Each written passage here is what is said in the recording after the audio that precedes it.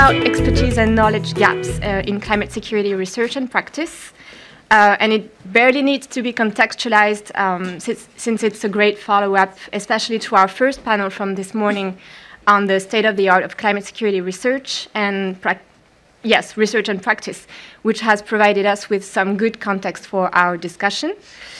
We know where the climate security field is standing. We've heard some hints of about what's missing, and now we will hear more about what's missing in terms of expertise and knowledge, and about possible opportunities or priorities to bridge these gaps. And to guide us in this, we will have 3 presentations from 4 different speakers. So allow me to introduce Alexandre Giguère, who is an assistant professor of chemistry and heads the science department at the Royal Military College Saint-Jean.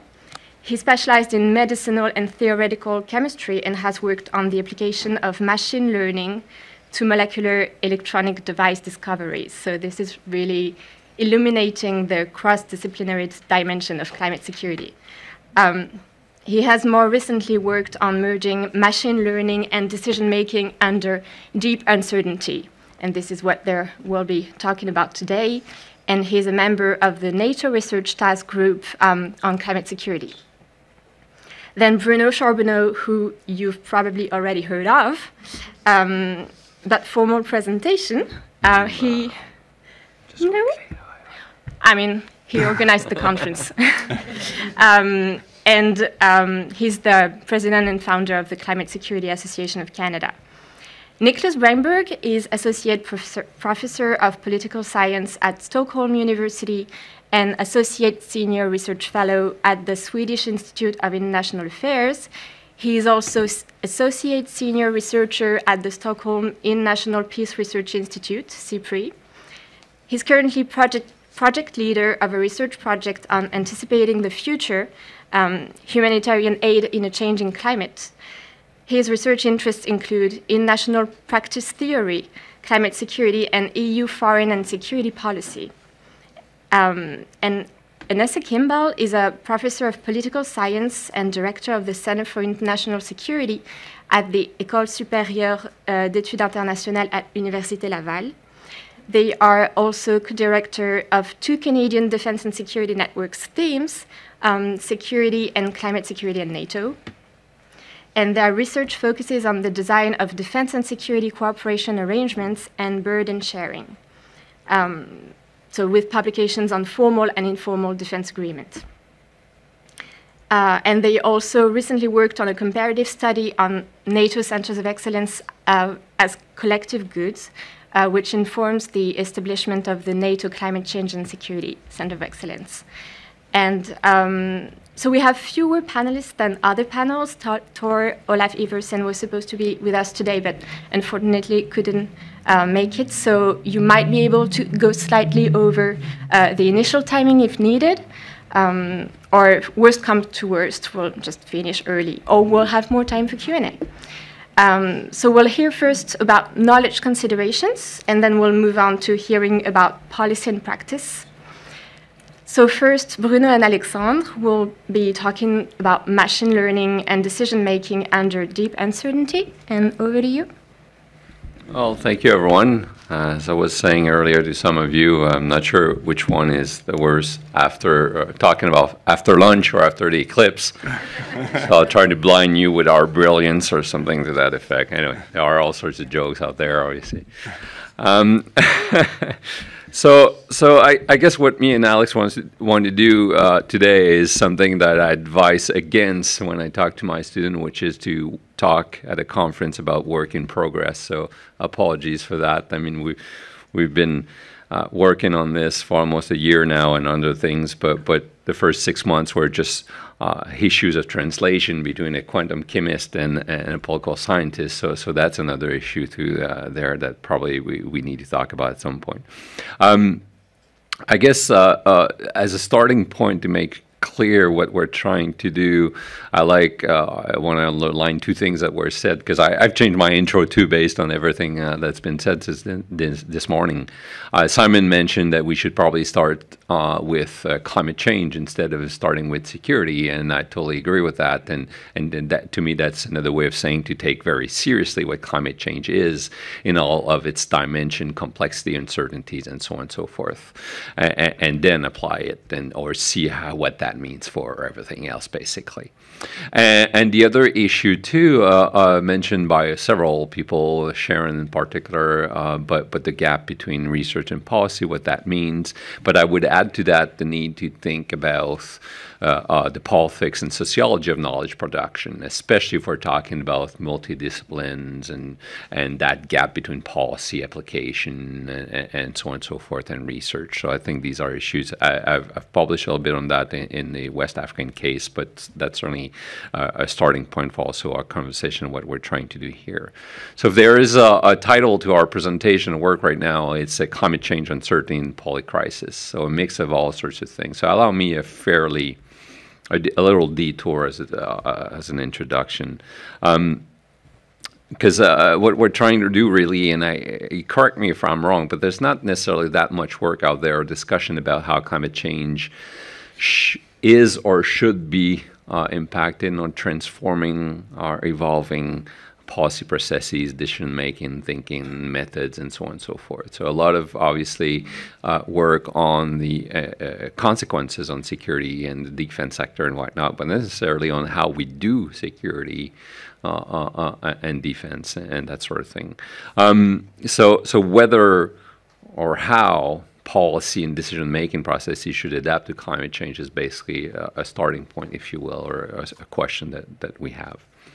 Allow me also to maybe quote here Rob Walker, who is an IR theorist that some of you might know, who has most influenced and inspired my work. In 2018, he wrote or contributed to a forum in the journal International Political Sociology with all sorts of colleagues who were trying to talk about or trying to analyze the global ramification of, back then, the election of Donald Trump, the vote for Brexit, but also the pushback on migration, hardening of national borders.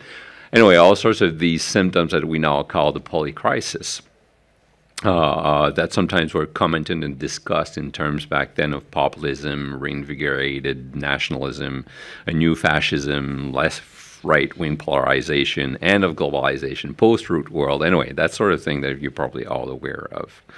And the effort was basically trying to diagnose these global forces in ways that do not singularize, homogenize, or reduce them to something that can be solved once and for all. So, I quote Rob Walker here, quote, "While it may be obvious that tremendous forces are in motion, we prefer to think that some things must never change. We act as if some things are better left unknown, the conditions under which we might know about them remain undisturbed, and whatever it is that is going on out there will leave our understanding of humanity, citizenship, and world more or less in the modern liberal form our diagnosis usually take them for granted." To me, that speaks to a lot of things. I'll leave some interpretation to you.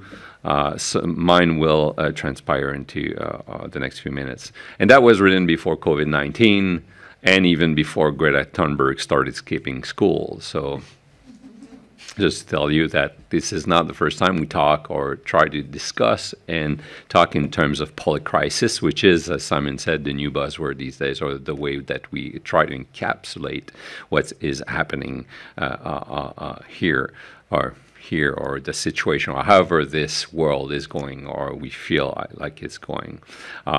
This is a term that was used by even the World Economic Forum in 2023, although not in 2024, which I think is revealing to some extent, and even heard in speeches like that of the King Chief of the Defense Staff. And to me, such discussions and the concept per se of polycrisis conveys this sense that we are living in a world of continuous global upheavals and multiple system crises intertwining, for sure, making not only things more complex, but more uncertain, less predictable, and thus arguably unmanageable. So why am I talking about this? Well, first, because I want to emphasize the political context beyond climate change, although it is all infused with climate change, of course, within which our discussion about climate security are occurring, and to highlight both the challenges and the limitation of many such discussion about climate security. Like I was saying, and I'm not saying that's to say we shouldn't talk about it, but much of the climate security relationship, and Colin has obviously gave us a great summary of where it's been and where it's going more in specifics, has been talking about the security consequences of climate change, whether particularly its link or the causal relationship to be had or not with a violent conflict. And not surprisingly, I think that comes from particularly the fact that security and risk assessment are grounded in sets of beliefs and assumptions that are found and embedded in military doctrines or organizational interests and practices, multi-level social relationship, think tank reports, and more, and so on and so forth.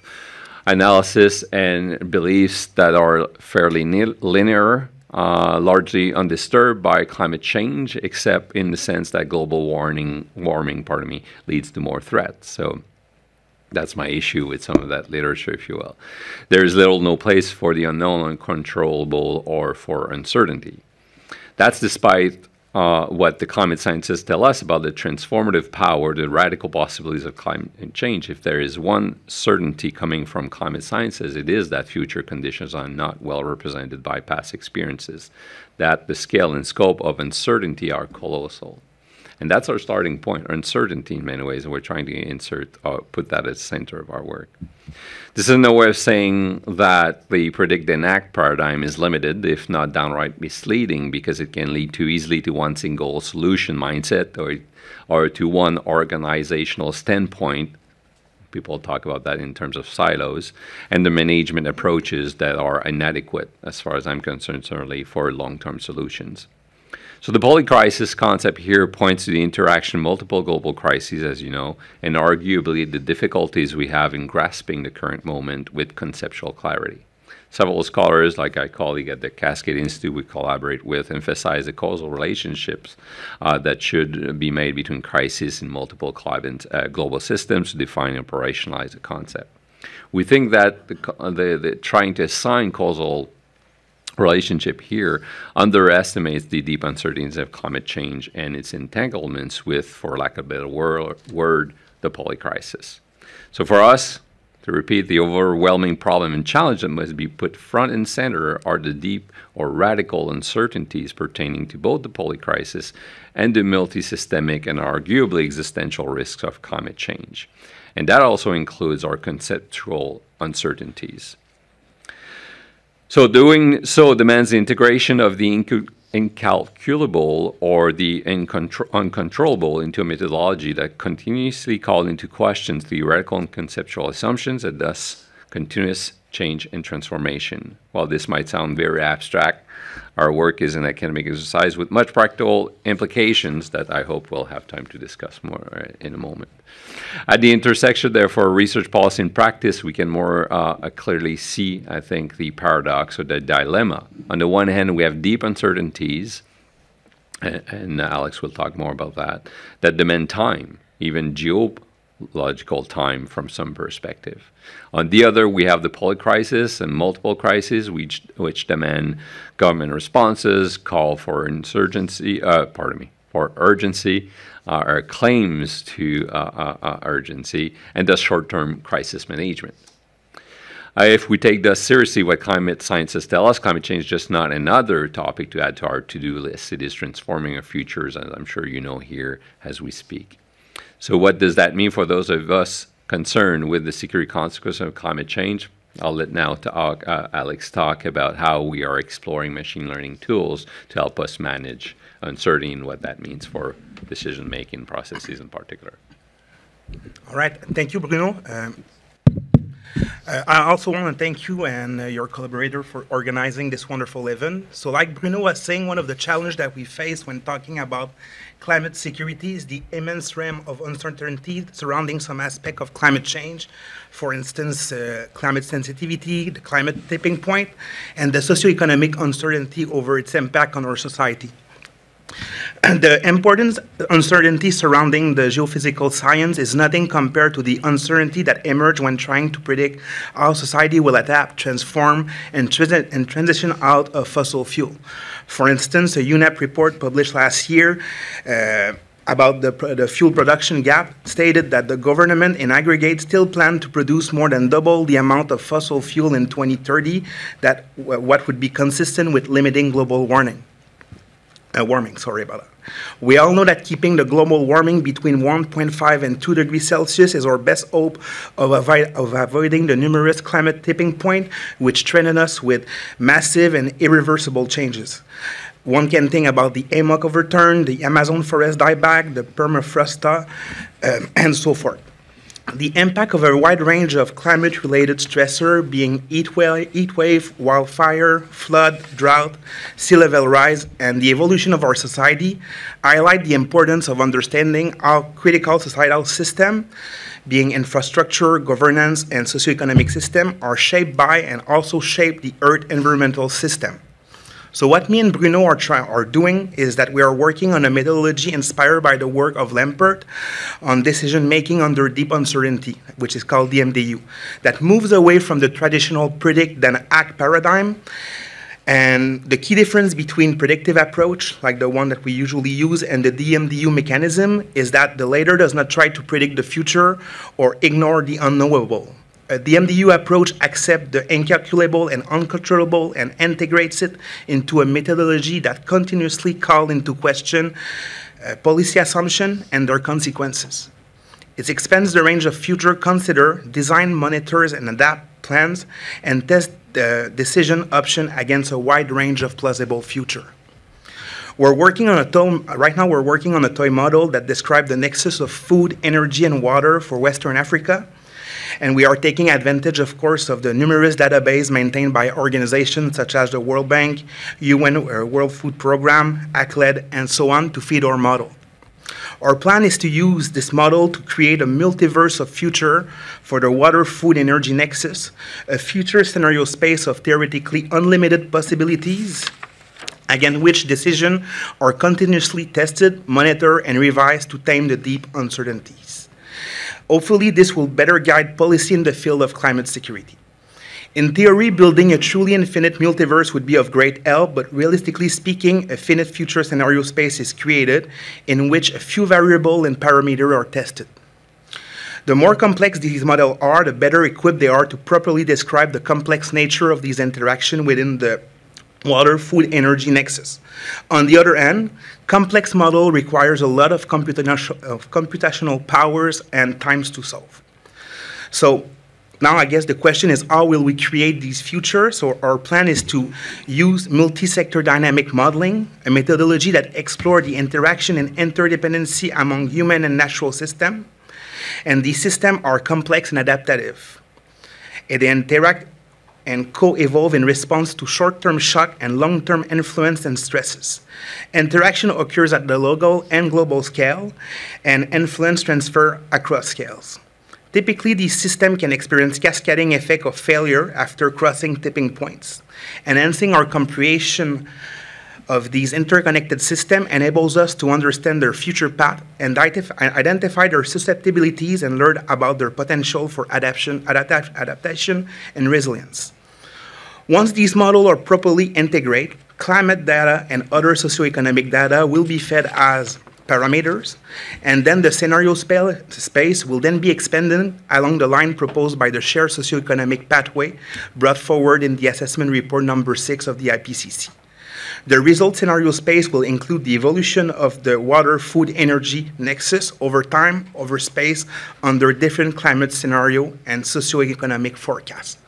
So we're starting with a small model that describes, so now I'm working with Senegal right now, but our plan is to basically carry out these future under a lot of different climate scenarios and see how the water, food, energy system actually reacts to this. Such complex enterprise would have been computationally intractable a few years ago due to the size and the runtime of these calculations.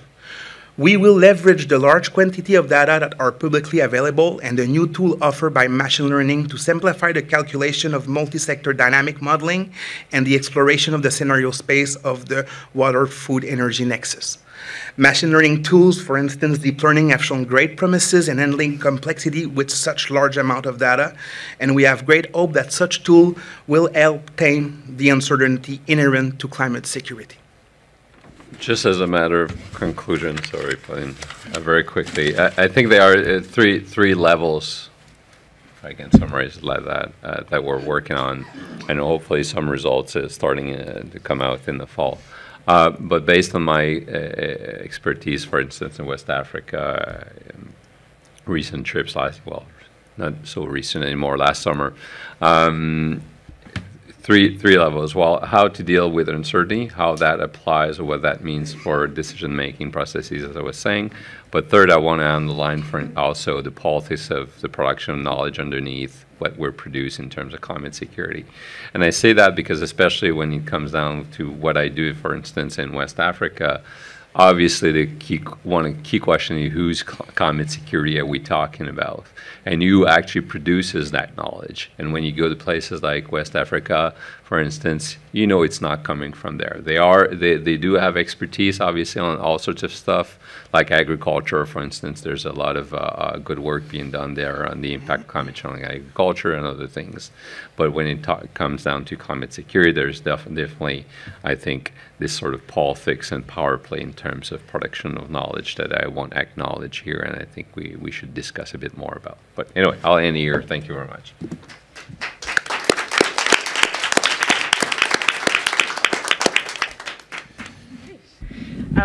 So now over to Niklas, who will talk about communities of practice and the EU's climate security efforts. Thank you. Thank you very much. I have a few slides. We'll see if we can get them up eventually. So thank you very much. Okay, here we are. Thank you very much for having me. This has been a wonderful experience to be here, not only due to the eclipse, obviously, but also for the content of this conference. This has been a treat, I think, for me. So I'm based in Stockholm, where I also work with CIPRI and within the Mr. Geopolitics research program. Simon Dalby is also involved in this research program, and it has numerous of collaborations across Sweden and also internationally. The focus of that research program is the geopolitics of sustainability, which I think kind of hits directly to a lot of these issues that we've been discussing today.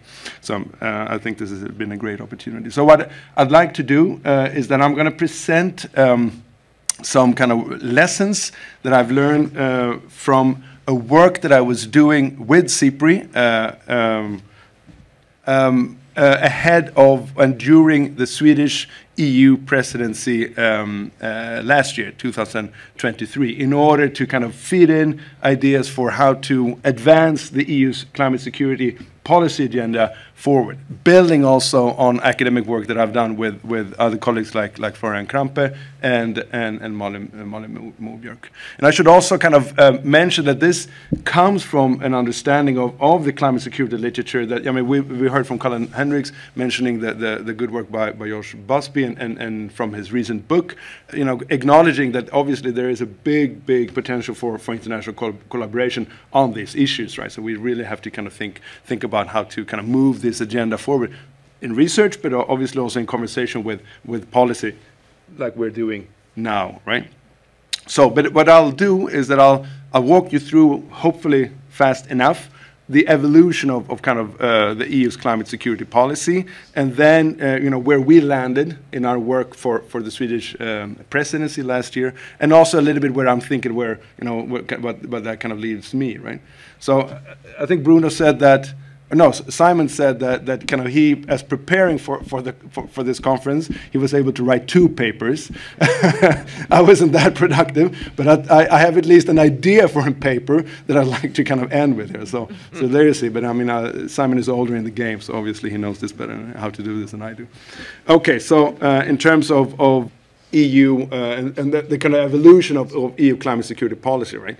So it's not climate security is not a policy issue in the EU like other policy issues, right? So, of course, I'm a background in EU studies, being a political scientist. You know, the EU studies, people would say it's not a policy issue. That's right. It is an issue that has gone on to and been kind of entered EU's foreign and security, and also now lately defense policies, right?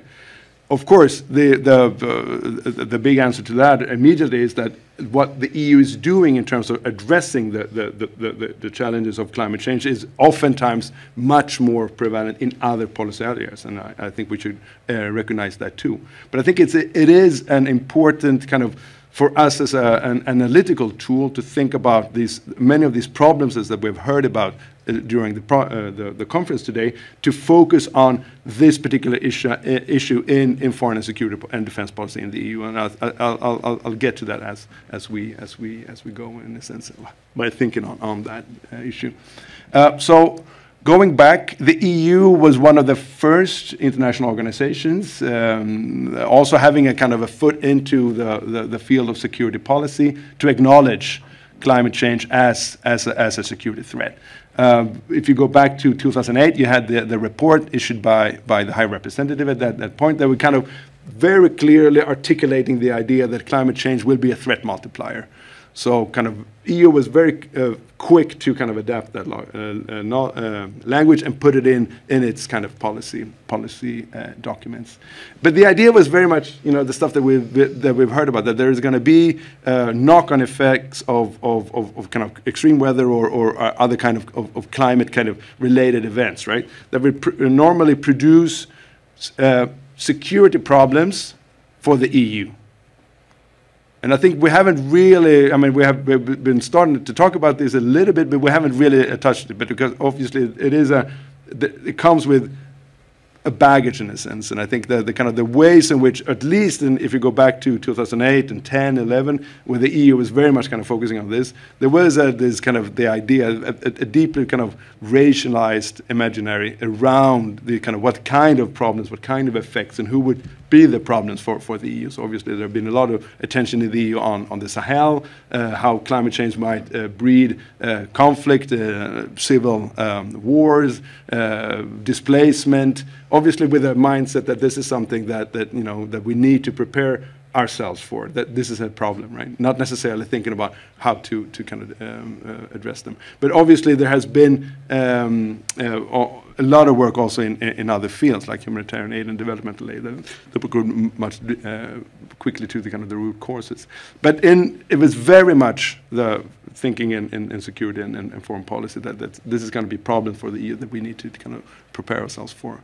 Now, there has been a shift, and I'll walk you through that too, in EU foreign and security policy when it comes to climate and security, acknowledging that this is obviously not only a threat somewhere else, this is something that our society is definitely going to be affected by a need to kind of address in collaboration with other countries, right? So the international kind of dimension to climate security is very much pronounced of course in EU policy, right? So it's not only the thing that we have acknowledging last year with the forest fires in Canada, how that of course affected a large part of East and Northern America, but also of course stuff that we've seen over the past couple of summers in Europe. This has kind of brought the whole idea of climate as a security issue onto the public imaginary to an extent that it hasn't, I think, in the past in Europe and elsewhere. And that is also translated into, you can see in terms of EU policies, right? So in the latest documents when it comes to addressing climate and security as a foreign security and defense issue, you have definitely much more of an acknowledgement of the kind of the geopolitical dynamics around issues such as, of course, something that we have heard about in the previous panel on anything from kind of energy sources and sustainability. Something that was very much pronounced during the Swedish presidency. I'm not sure if you remember that, but it was a big kind of PR stunt at the beginning of the EU presidency by Sweden, where Sweden brought the Commission farthest from the whole Commission, farther from the Brussels that they have ever been. They took them up to Kiruna and on a press conference, told the world that we have the largest deposit of rare earth mineral in Sweden. Obviously, kind of tapping into the narrative that, you know, if we're going to go serious with, reducing our dependencies on others in order to kind of cater to the needs for the sustainable development in Europe, also when it comes to, you know, the materials needed for ships or whatever, this is the opportunity, right? But of course, that deposit wasn't necessarily new, and it's not, you know, exploited yet. So, but again, it was, I think, a very vivid example of how that kind of issues was used by the Swedish presidency, obviously, but also tells us in a way in which how far the kind of the policy discussion have gone now in the EU on these matters. Quick overview, just to say that this has obviously been something that has been kind of building up in the EU in terms of its climate security discourse in various kind of policies. Just to kind of remind you that it is not a one policy area. It kind of links several policy areas together, right?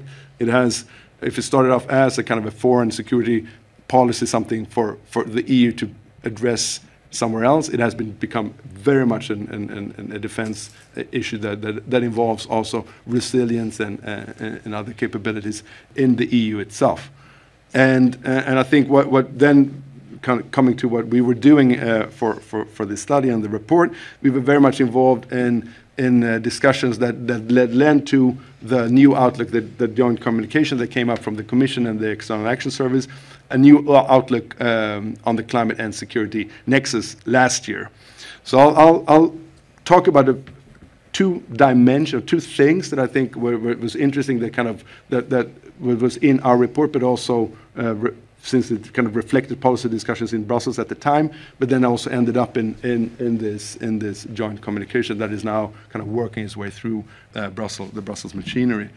So one thing that we kind of looked at was what were the kind of the discussion and initiatives that would have kind of a short and medium term impact, not on the ground, but on policy. That's what, you know, what we were discussing. And then obviously a lot of these kind of initiatives, such as environmental advisors, equipping CSDP missions with environmental advisors, or developing climate security training modules for the European Security and Defense College, as well as launch a mechanism for assessing the environmental footprint of CSDP missions and humanitarian operations with a view to reducing them. This kind of stuff was in the works, in a sense, right? It has been there, but all of them were also, you know, fraught with complications. And when we were talking to two practitioners that would kind of point to these challenges, and I'll highlight those because I think they very directly speak to the stuff that we have been talking about earlier, right? So, for instance, of course, the environmental advisors is extremely hard to kind of get in place because member states are not necessarily willing to put up the manpower or power or kind of equip them or fund them. And when it comes to kind of training modules, it has also been acknowledged that it is something that has been discussed for a while, but it has been extremely hard to get them into the curriculum of the Security and Defense College in Europe. Another thing that I found particularly interesting that kind of links this agenda in the EU to this broader potential that the EU has is the discussion on kind of screening more systematically for conflict risk related to climate in external action programming, right? So this is really what the EU could bring to the table in terms of its budget and financial resources. But here again, it is the EU has now acknowledged it should basically devote 30% of its multi-annual framework, financial framework for climate-related projects. So obviously it's a massive amount of money. But again, going back to practitioners in Brussels, it's extremely difficult to kind of agree on language on how to label certain projects, right? Whether those are related to sort of climate risk, or if that is, you know, useful or not. So in a sense, there is this we're stuck in that. I think that some of these things that we've been talking to, even though practitioners themselves can kind of acknowledge these things, right? But it's extremely hard to kind of get to action, right? And then I think a lot of these things that we have been hearing from now from Bruno and Alex and others are also kind of linked to policy discussions among practitioners in Brussels, for instance. So here we highlighted 4 kind of initiatives that we thought could have potentially kind of medium to long-term impacts on policy, right? And I think one of these are particularly interesting, and that is improving climate-related situational awareness, early warning, and strategic foresight, kind of links to what Simon and many others have been saying. And of course, there have been very interesting developments on kind of climate and environmental security data and analysis hub, the global conflict risk index. But again, a lot of the kind of practitioners would echo what Kate and also maybe Sharon said earlier, right? That you know, it's not that the kind of the data or the models are lacking. The Joint Research Center at the EU have good capacities in this regard, and the EU Satellite Center and Galileo too, right? But it is to translate that to actual kind of actionable knowledge, in a sense. So how would we kind of go there? And I think that's very interesting to hear from the practitioners kind of themselves reflecting on that. And then I'm just saying that, I mean, I will wrap up very quickly, saying that we were also very much kind of acknowledging or seeing that for the EU, and this is not necessarily unique maybe for the EU as an organization, right?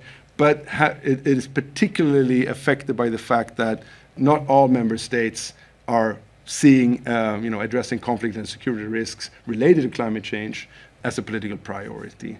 And the tendencies for and the tendency to keep this or wanting to have the conversation around these issues within the framework of the common security and defense policy keeps the issue very much in the hands of the EU, whereas I think the kind of the largest potential for the EU would be really to address the issues of the institutional constraints between the External Action Service and the European Commission particularly, right? So I think this is, again, not being aware of these political dynamics is going to do us a big non-favor in thinking of how we should push this agenda forward. I'm just saying that there is definitely, coming back to the point that there is bigger awareness now within policy circles in Brussels, particularly in the External Action Service and potentially also in the Commission, that obviously kind of the EU's vulnerability to conflict and security risk related to climate change is not only exacerbated by kind of geophysical processes, but also changing geopolitical dynamics. And we've heard about a lot of these, kind of how they play out in other sectors, right? And this is definitely something that is starting to be acknowledged, but it has definitely been, I think, underestimated up until now, right? And then finally, I think, so this is the paper, right? So where should we go here, and what would be in the kind of the interesting ways forward? I think we've heard very interesting presentations on, again, coming back to what Simon was saying on kind of what does it do to our conversation around climate and security if we put climate first rather than security, right? And I think we should really kind of stress that kind of the possibility of presenting that puzzle, not only to us as we write our papers, but particularly to also conversations with policymakers, right? So why on earth are we addressing a transformational challenge with status quo measures? How should we kind of, even though we operate within kind of a security framework to begin with, we need to really stress that puzzle, I would say. And I think the Anthropocene perspective that has been raised a number of times already is a way for us to kind of start pounding that contradiction, right? And also kind of highlight the problem that comes with mainstreaming climate change in security in the EU. Now, finishing off, I really enjoyed listening to Marcus when he kind of mentioned the need to build a community of practice around this. I mean, and if I should just want to stress that we should think about that, not necessarily as practitioners hanging out with each other, To me, that's not necessarily what communities of practice are, right? It has to be, we have to think about this as evolving domains of knowledge. And it's constituted, of course, about, with these practitioners hanging out with each other. But they have to do that in a kind of in a shared, joint enterprise. It has to be something that really kind of connects this evolving domain of knowledge to their kind of the interest in doing what they are doing, the learning that they are doing as practitioners, in this example, military practitioners, diplomats, climate experts, but it has to be kind of a shared enterprise. And then obviously together to go from there to those kind of shared practices is really where we should kind of think to kind of contribute. Now this was very very short on a very big topic. I've written on this theoretically with Emmanuel, Adler, and Micah Sonderdy. I'm happy to share that. But this is where I really want to focus now my energy and time with the write of that paper. Hopefully I get one paper, not 2 or 3 books like Simon, at least one. Okay, thank you very much for listening. Thank you.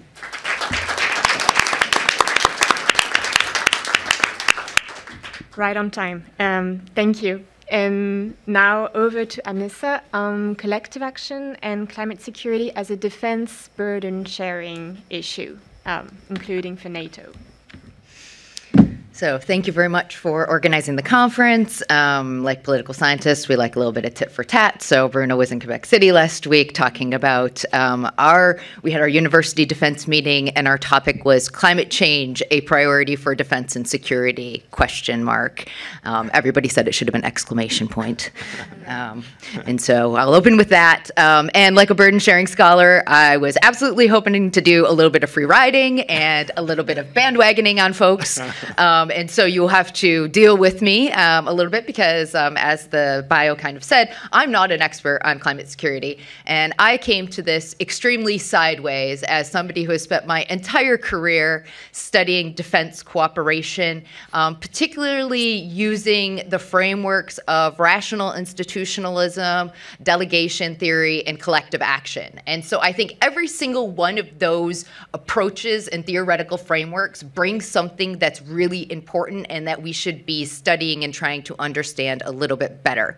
And so I'm going to start out with a kind of some general comments, and these comments come from, as was mentioned, I ran fieldwork associated with Canada's hosting of a Centre of Excellence, and so I had the opportunity to go to 5 different centres of excellence in Central and Eastern Europe. And I picked those countries on purpose because none of those countries are represented in this room. And so, and I constantly say in Ottawa and all over, like, we are very myopic. We look to our powerful NATO allies, the powerful countries in the world, and frankly, in an alliance of 32 partners, more than half of them are now these smaller countries. And so we're frankly just like talking with the big countries a lot in some of these smaller countries, but not really engaging them in ways that are meaningful. And let me be really specific about this. I spent 4 months in Central and Eastern Europe, a lot of it in the Czech Republic. And so I spoke to many, many members of their military. And we say things in Canada that we think mean things, but they don't mean anything at all to those people. So for example, we say all the time, the Arctic is the front line of climate change. That doesn't mean anything to them in their defense forces. Like, that is not a sensible phrase. How do we know it's the front line? What evidence do we bring, and why does that matter, right? We also talk about, is like, so I found it amusing because one of our other kind of discourses that we repeat in the narration is like, oh, you know, coastal water rise. Well, some of our NATO partners are landlocked, so they don't care. Right? And so, like, we need to talk to all of these partners, and we simply just don't have that vocabulary in a way that grabs them, right? And so, like, you know, so I'm there working on climate security and defense, and again, we know that these people are very skeptic about the priority of climate security and climate change for defense in NATO, particularly given their location. And so, like, one of the things we really didn't talk about, but one of the ways that it comes off is a little bit like neo-colonialism to these countries, right? And so I think we have to be really careful about that in Canada and in North America when we talk about, particularly because these countries that are Central and Eastern European partners have extremely limited capabilities. We are already asking them to do many, many things, and they are at their limits. And so I wrote a book on NATO burden sharing where I also made this argument that these countries are all pressed also by EU missions. And I collected data to show essentially what this looks like and how this has affected how those countries have allocated troops to NATO and EU missions over time, right? And so I think we're missing out on understanding the heterogeneity in those partners in really important ways. And so, for instance, the Czech Republic, again, like they are the worst in the European Union for greenhouse gases. And you know what they told me? All those people driving through the Czech Republic going to Hungary. They say literally, it's not us. Like, according to our own models, all of this gases are essentially coming through everybody transiting through the Czech Republic going elsewhere.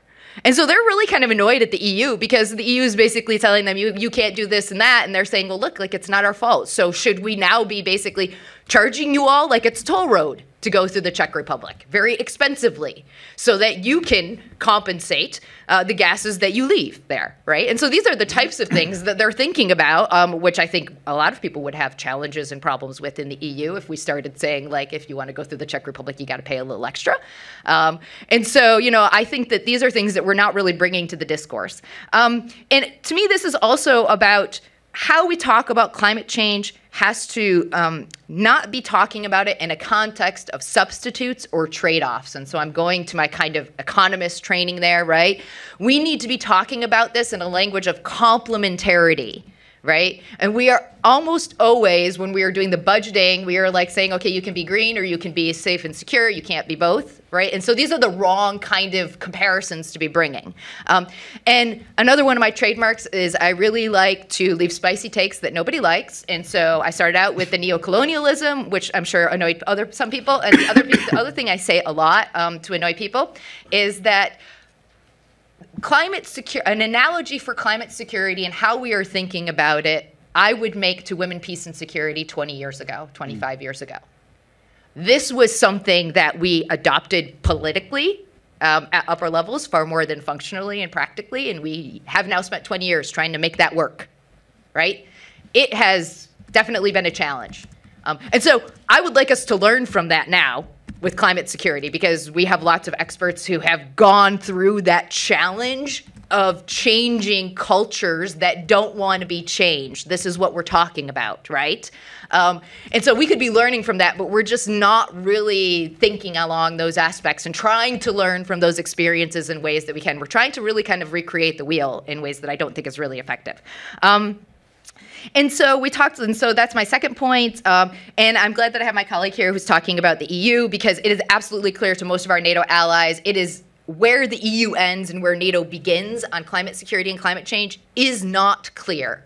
And this is a challenge for the other 30 NATO partners. And so Canada needs to be aware of this because we're trying to collaborate and work with them and, you know, co-lead this NATO Centre of Excellence. And so it's going to require us to be a little bit more savvy about what's going on in the EU than we probably are on these issues.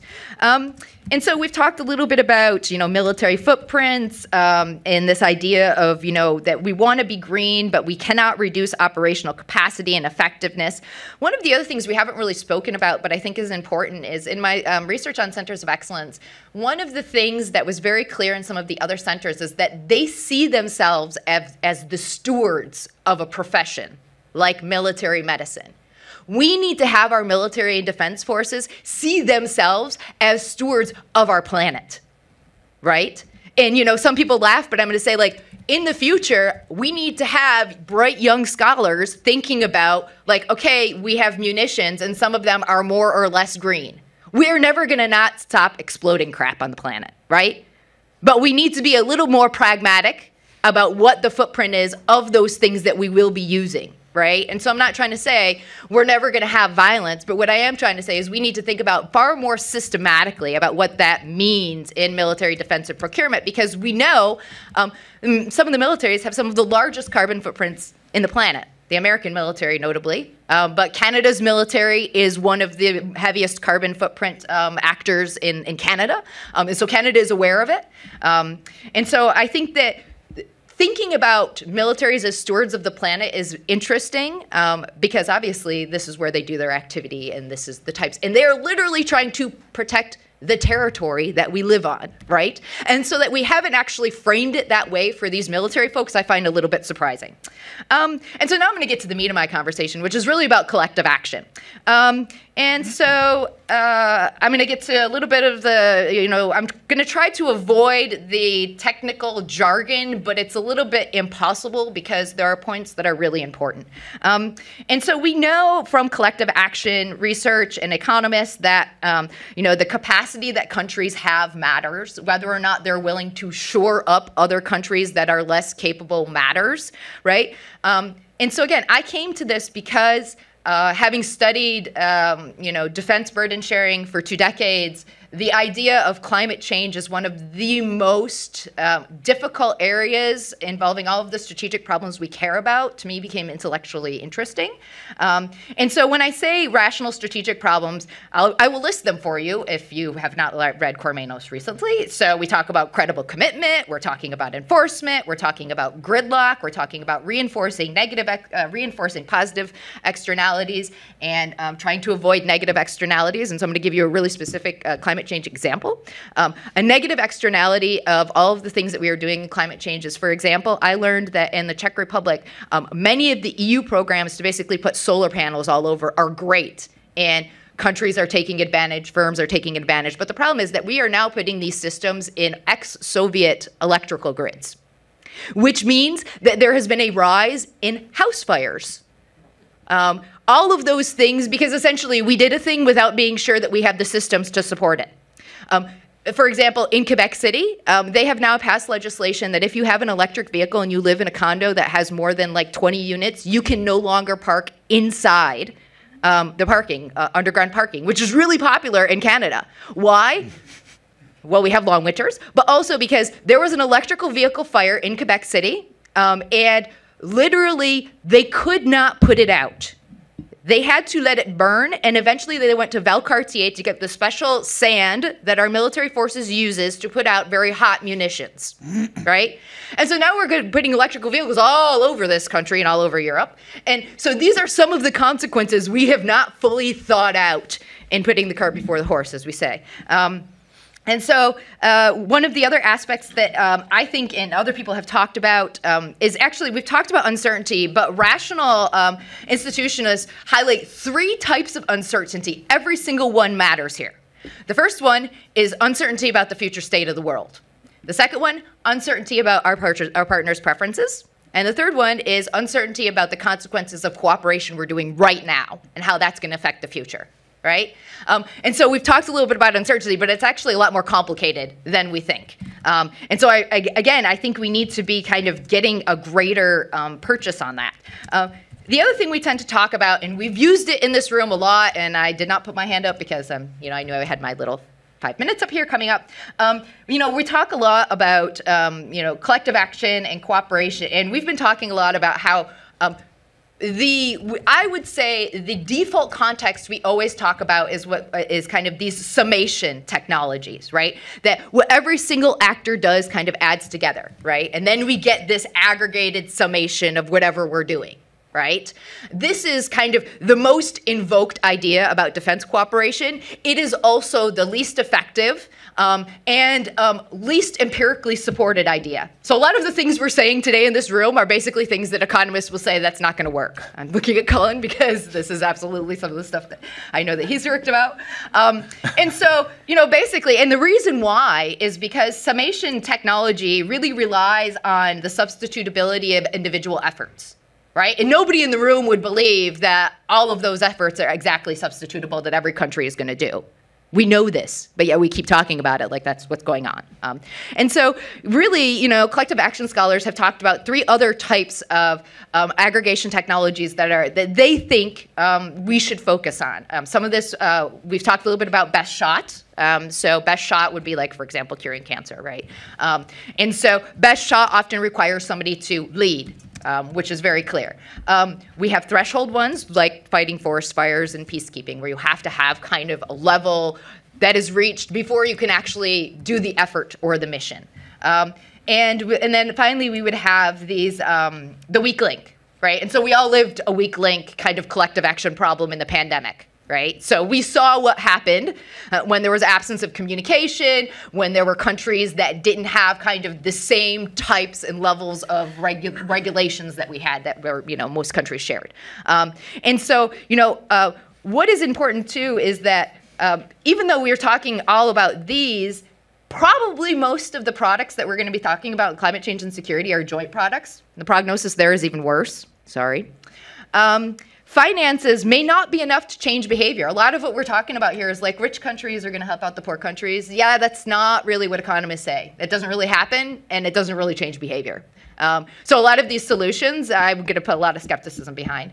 And this is because this is extremely true when there are spillover effects, as there are with climate change. And so we can't rely on the rich countries to basically be underwriting all of the poor countries. And even if we were reasonably sure that those countries would contribute, there is still a pretty high level of willingness to defect. And so basically the assurance game turns into a prisoner's dilemma type game where we would expect people to not contribute and to defect because they see it as, individually beneficial. And so, what this really does is this complicates our capacity to bring together any sort of effective change when it comes to any sort of collective behavior change. And so, really, one of the things we have to care, and so what we see is that states pursue the dominant strategy in situations where there is uncertainty about future partner behavior and where there are large heterogeneities in capacity. The dominant strategy is mixed. So sometimes you're going to play fun nice, and sometimes you won't, right? And so again, it's all great that we say these things, but the reality is we know that the strategy will be a level of mixing because that's what we have observed empirically, and that's what countries are actually doing. And so what is important in that aspect is that, when you have this dominant strategy, which is to mix, that is where institutions matter. And so this is where I would highlight the role of CASCO. That CASCO can serve an institution that coordinates actors, that collects information, but also tries to motivate actors. And what CASCO has, which I think that a little bit that the EU lacks, is that CASCO will be able to situate itself inside kind of NATO protocols, doctrine, and standardization, which is an extremely powerful force for centralization. And so if it's leveraged correctly, and so just to give you an idea, we talked about that this CASCO has 11 partner countries. And so other centers of excellence that have enlarged would be STRATCOM, which now has every single NATO member and 8 non-NATO members. And they did that in 7 years. And so if we could do that here, that would be something that I think people would say now, Canada's really leading on this file. And, at the end of the day, I think that partial cooperation emerges most often when there is asymmetry in derived benefits. So part of this is also convincing governments what those benefits are and that they would be, it's favorable for them to invest in cooperation, even if they might see some losses, because the idea is you're trying to create this over the long term. And so, again, at the end of the day, asymmetry in capacities matters. This uncertainty about the state of the future, group size matters, but because certainty of matching behavior is so important, you can actually see cooperation emerge with small levels of groups if you have somebody that acts as a leader that's quite capable. And so I would note that there is one member that's not in CASCO that we didn't really talk about, and that's the United States. So again, very important to note that we have some very key players in NATO, but maybe one might say probably the most central player when it comes to defense. Environmental footprints simply is not there. And so how do we get over that? How do we engage them and ensure that we have cooperation? And so these constitute major obstacles to cooperation. And so I wish I could be a lot more, a lot more favorable. I wish I could be a lot more optimistic. But I think that the challenges are ahead of us. And so with that, I will close. Well, thank you. Thanks for holding up with us. Thank you very much.